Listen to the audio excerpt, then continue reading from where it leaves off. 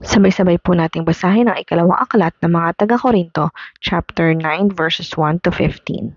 Hindi na kailangang sumulat pa ako sa inyo tungkol sa pagtulong sa mga kapatid sa iglesia sa Judea.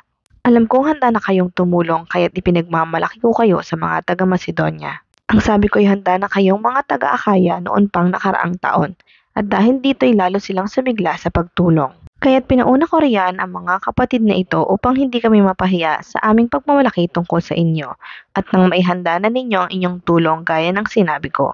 Baka kami mapahiya, wag nang sabihin pati kayo kung may mga taga-Macedonia na sumama sa akin at makita nilang hindi pala kayo handa. Kaya't pinakiusapan ko ang mga kapatid na mauna riyan upang maihanda ang tulong na ipinangako ninyo. Sa gayon, makikita na talagang kusang loob ang pagbibigay ninyo at hindi sa pilitan. Tandaan ninyo ito, ang nagtatanim ng kakaunti ay aanin ng kakaunti at ang nagtatanim naman ng marami ay aanin ng marami. Ang bawat isa ay dapat magbigay ayon sa sariling pasya, maluwag sa loob at di napipilitan lamang, sapagkat iniibig ng Diyos ang kusang nagbibigay ng may kagalakan. Magagawa ng Diyos na pasaganain kayo sa lahat ng bagay at higit pa sa inyong pangangailangan upang may magamit kayo sa pagkakawang gawa.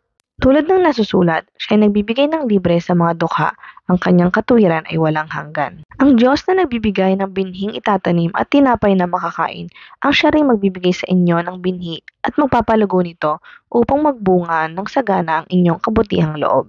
Pasasaganain niya kayo sa lahat ng bagay upang mas marami ang inyong matulungan. Sa gayon, lalong darami ang magpapasalamat sa Diyos dahil sa inyong tulong na dadalhin namin sa kanila. Ang pagtulong ninyong ito sa mga kapatid ay hindi lamang makakatugon sa kanilang pangangailangan, kundi magiging dahilan pa ng walang hanggang pagpapasalamat nila sa Diyos. Ang bukas palad ninyong pagbibigay sa kanila at sa lahat ang siyang magpapatunay na matapat ninyong sinusunod ang magandang balita ni Kristo. Dahil diyan, magpupuri sila sa Diyos, kaya't buong pagmamahal nila kayong ipapanalangin dahil sa dakilang kaloob ng Diyos sa inyo. Salamat sa Diyos dahil sa kanyang kaloob na walang kapantay.